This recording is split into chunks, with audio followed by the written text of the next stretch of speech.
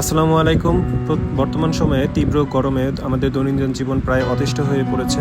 বিশেষ করে ছাদে ট্যাঙ্কের পানি এতটাই গরম হয়ে যায় যে তা ব্যবহার করা সত্যিই অনেক কষ্টকর হয়ে পড়েছে। তো দুপুরে প্রচণ্ড রোদে ট্যাঙ্কি সরাসরি তাপ শোষণ করে, ফলে ভেতরে পানি অনেকটাই গরম হয়ে যায়, যা রান্না, গোসল এবং অন্যান্য কাজে ব্যবহার করতে একটা অস্বস্তিকর ব্যাপার হয়ে দাঁড়ায়। আমি এক্ষেত্রে একটি সহজ এবং কার্যকরী পদ্ধতি আবিষ্কার করেছি, যেটা হচ্ছে ককশিট দিয়ে পুরো ট্যাঙ্কিটিকে পেঁচিয়ে নিব। প্রয়োজনীয় উপকরণ হিসেবে আমি প্রথমেই ককশিট, শক্তিশালী আঠা, ডাবল সাইড টেপ, জিআই তার, কাটার, কেচি এবং কি প্লাস নিয়েছি। তো সেক্ষেত্রে আমি প্রথমেই ট্যাঙ্কির উচ্চতা এবং পরিধি মেপে নিয়েছিলাম, সেই অনুযায়ী ককশিট এখন কেটে নিব। তো এই ক্ষেত্রে আমার ছোটো বোন আমাকে সহযোগিতা করছিল।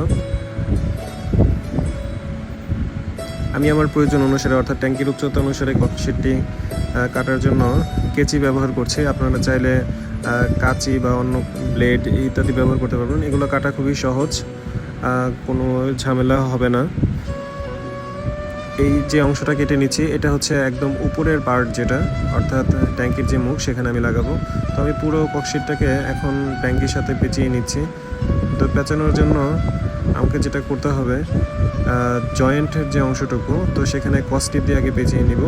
সেখানে কস্টিপ দিয়ে পেঁচালে কি হবে যে এটা সহজে ছুটবে না। তবে তার থেকেও বড় বিষয় যেটা হচ্ছে, আমি যেহেতু জিআই তার নিয়েছি, তো জিআই তার দিয়ে পুরোটাকে পেঁচিয়ে নিব। এখানে কস্টিপ মারার অর্থ হচ্ছে এই জয়েন্টটা যেন ভালোভাবে আটকে থাকে। আর সবথেকে ভালো ব্যাপার হচ্ছে, যদি আমি উপরের সাইডটাও কস্টিপ দিয়ে লাগাতে পারি, তাহলে বৃষ্টির পানি এর ভিতরে প্রবেশ করবে না এবং কি দীর্ঘদিন এই ককশিটটি ভালো থাকবে। তো এরপর আমি যেটা করেছি সেটা হচ্ছে জিআই তার দিয়ে খুব ভালোভাবে পুরো ককশিটটাকে পেঁচিয়ে নিয়েছি, যাতে করে ঝড় বৃষ্টি বা বাতাসে কোনোভাবেই এই ককশিটটি খুলে না যায়। তো এটা যেহেতু অনেকেই গ্রামে টিনশেড ঘরগুলোতে এগুলো দিয়ে থাকে, যাতে করে তাপ ভিতরে প্রবেশ করতে না পারে, তো সেই আইডিয়াটাকে আমি কাজে লাগিয়ে পুরো ট্যাঙ্কিটাকে পেঁচিয়ে নিয়েছি, যাতে করে বাইরের তাপ অর্থাৎ সূর্যের তাপ এই ট্যাঙ্কির ভিতরে প্রবেশ করতে না পারে এবং ভিতরে থাকা পানিটা অবশ্যই ঠান্ডা থাকে। এটা আমি গ্যারান্টি সহকারে বলতে পারি, এটা 100% ঠান্ডা থাকবে। আপনারা খুব প্রচণ্ড গরমেও পানি খুব ভালোভাবে ব্যবহার করতে পারবেন, বারবার মোটর ছাড়া ঝামেলা থেকে মুক্তি পাবেন। তো ঠিক আছে, আজকের ভিডিওটি এই পর্যন্তই। এই পদ্ধতি ব্যবহার করার পর দেখা গেছে ট্যাঙ্কির পানি আগের তুলনায় অনেক বেশি কম গরম হচ্ছে, অর্থাৎ গরম হচ্ছেই না বললেই চলে।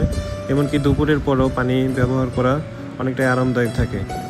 তো ভিডিওটি ভালো লাগলে অবশ্যই লাইক দিন, কমেন্ট করে আপনার মতামত জানাবেন, শেয়ার করে অন্যদের জানিয়ে দিন। ধন্যবাদ।